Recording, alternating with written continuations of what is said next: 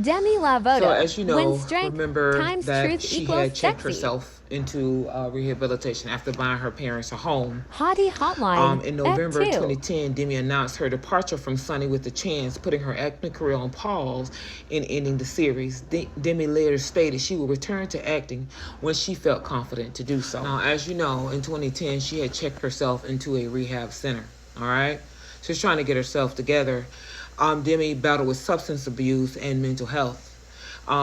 Mental health and substance abuse, as you know, Britney Spears also faced the same thing. And criticism is a result of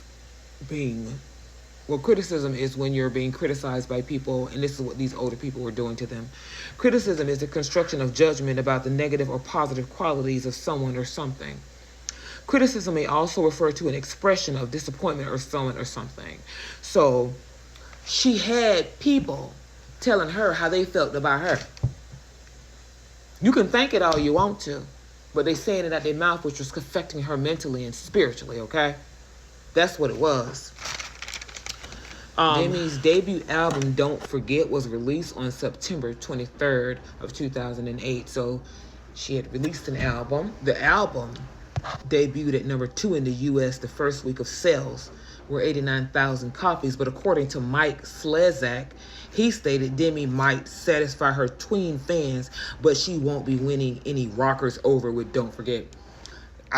Do anyone have a psychic ability to tell me why an adult male would worry about a young girl being able to appeal to his musical side? When you get the answer, let me know, because I'm not interested in it, but I would like to know. Now, I want y'all to be mindful. During this same time that she was checking herself into rehab, the unbreakable Demi completed her treatment. So on January 28th of 2011, she completed the inpatient treatment at Timberland Knowles and returned home. Demi acknowledged that she had been cutting herself and self-medicating. She stated she basically had a mental breakdown and had been diagnosed with bipolar. Demi also admitted that she used to use C every day and several times a day. Even went going so far as to smuggle it on an airplane. Demi confirmed that she began the journey she had began using opiates and alcohol at age 13 after having a car accident. So while she was singing and dancing for y'all, looking like this and looking like a little girl, she was on D and alcohol self-medicate. Okay? Just know that. Okay? Demi confirmed she had had her first try of C, which is cocaine, at age 17.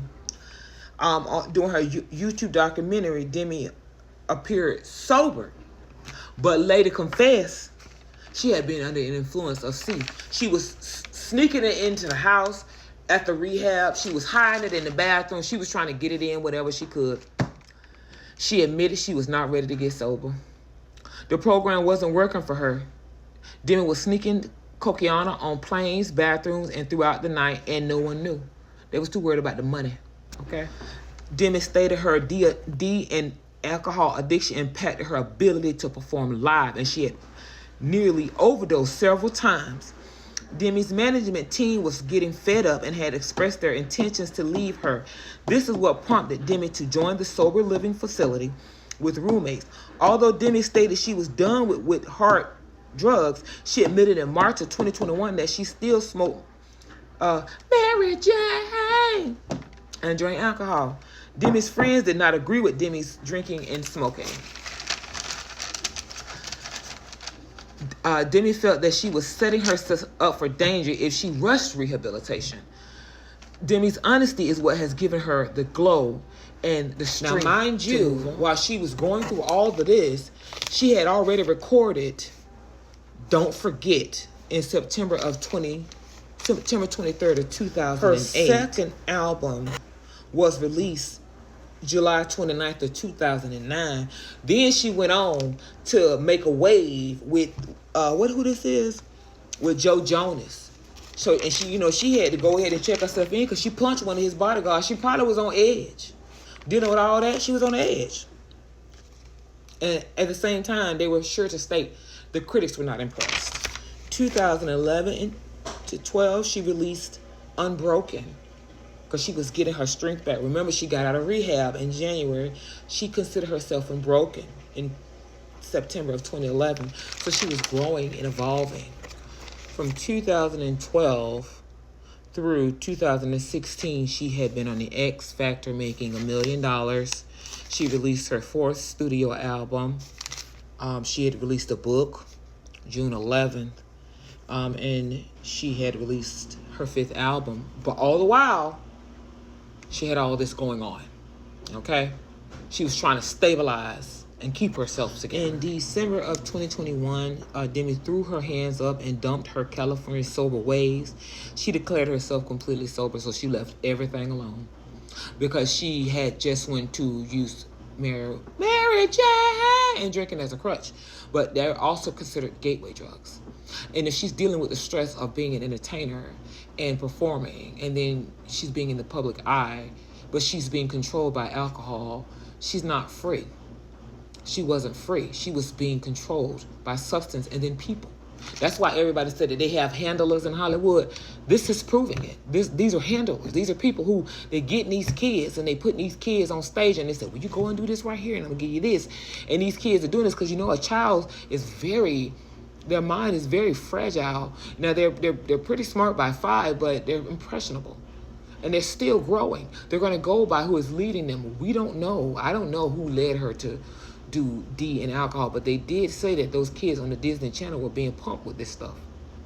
It could have been a way, Now, in 2021, she really just was getting herself together. She explained that she had initially accepted her bipolar disorder. However, she now feels that she was just young and needed to grow the F up. That a lot of people, I think that that's something to do.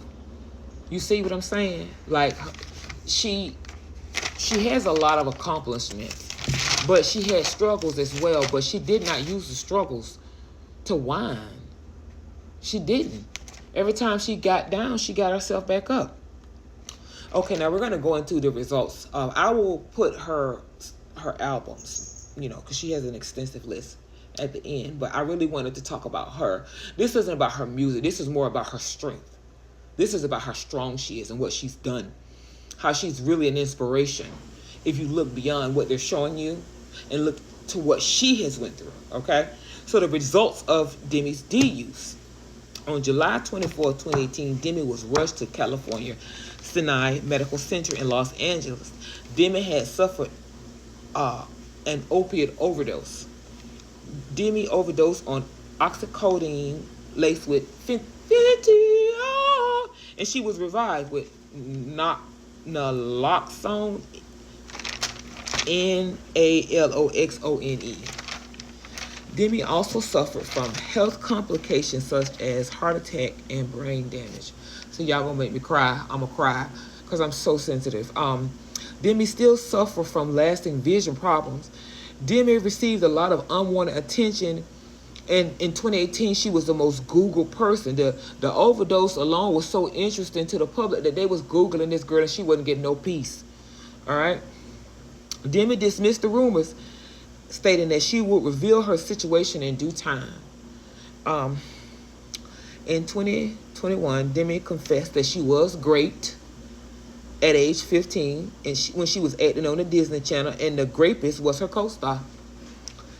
When she had to continue working with him, she had to, because when she told, they ain't do nothing about it. She was shocked because in her mind she said they was wearing purity rings and waiting for marriage, but this person, that wasn't what he was waiting on.